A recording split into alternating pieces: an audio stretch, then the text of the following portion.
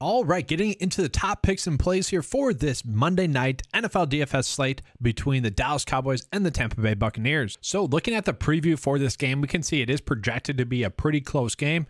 2.5 point favorites for the Dallas Cowboys, which I would say is right, but it is a home game for the Bucs. So that makes it interesting. It's kind of a decently higher scoring game, relatively speaking. All the playoff games have been fun thus far, have they not? And I'm really shocked at the quarterback play. The quarterback play has been really sharp, especially considering the amount of backups we've had playing. So very interesting stuff there. Let's go ahead and get into the DFS side. So these two teams did meet earlier on this season as well. We're not going to take anything really from that. It was an ugly game, 3-19. Dak got injured.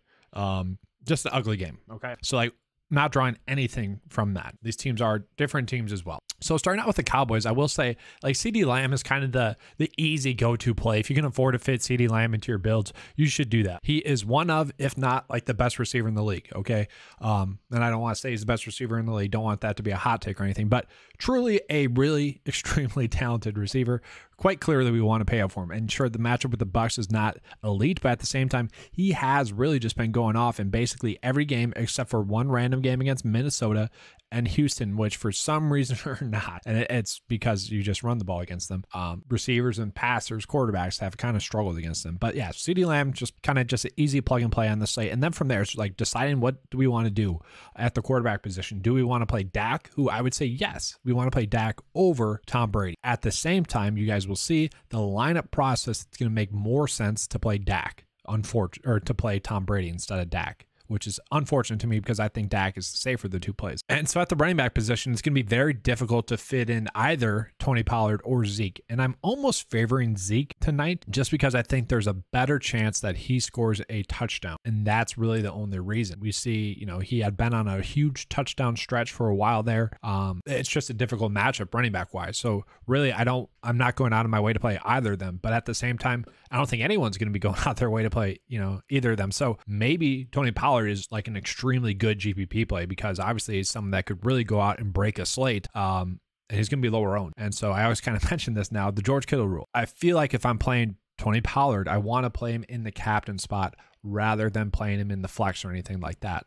If we are playing Tony Pollard, we are saying he is going to go off and he's going to be lower owned than he should be if he goes off. So that'd be the approach I go with if we're playing Tony Pollard. Now, Zeke, you can play him individually, but I would just rather pay down. Now, Dalton Schultz, certainly someone you can play. I don't know. I've been struggling with Dalton Schultz, and I just don't like the price point. We can get another receiver at a much cheaper price tag. You could go with Michael Gallup at a much cheaper price tag. I don't mind that. He's going to get 4 or so, let's just say 4 to 8 targets. Could be someone that breaks the touch, but still, I feel like he's priced up a little bit too much. I might just, given how this is working out, I might just take a chance on maybe T.Y. Hilton, who has seen his snaps go up each week, and thus we actually saw Noah Brown's snaps go down each week. At the same time, Noah Brown is the cheapest of the receivers, so I've kind of just been playing him because you do want multiple Cowboys players, especially if they're projected to win. It's just tough to make that work. And then lastly, maybe Jake Ferguson, who's been playing 30% of the snaps lately, which isn't as much as he was playing earlier, but you're really just hoping for one catch. I don't like that. So it is a difficult slate, lineup path wise. Let's go ahead and get into the Bucs. So the first thing that really caught my eye was the fact that Chris Godwin was not the highest priced Buccaneers player, just given how consistent he has been.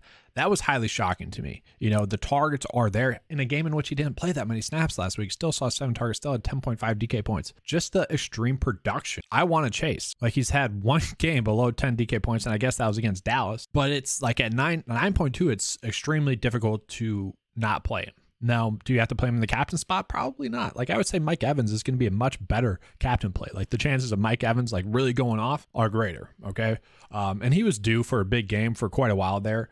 So it's no shock really against Carolina that he finally had a massive game. It was just due. There was a bunch of random fluky plays, but because that happened, he is higher priced than Chris Godwin, which is just strange. We can easily see Chris Godwin as the safer play, but at the same time, Mike Evans is going to be the more upside play. Now, what do you do with Tom Brady? And I kind of mentioned I might end up on Tom Brady, and just looking at the passing attempts, it does make sense. 45, 48, 44, 54, 54, 43, just passing the ball an extreme amount of times. If we could be locking in a quarterback passing that much, obviously we'd want to take that. Given the fact that Mike Evans finally did something too. Like, that's encouraging. So it does make more sense, just given the natural lineup approach, to be on Tom Brady over, I think, Dak. And so now what do I mean by that? We have Russell Gage at a pretty cheap price tag for a guy that's playing about 50% of the snaps, for a guy that, looking at the last few games, over 9 or over 6 DK points in all of them, had 9, 25, 11, 6, 10. Like, been pretty productive over the last few games as well. So getting about 50% of the snaps, probably going to be a good play. Like, certainly a play you can look at.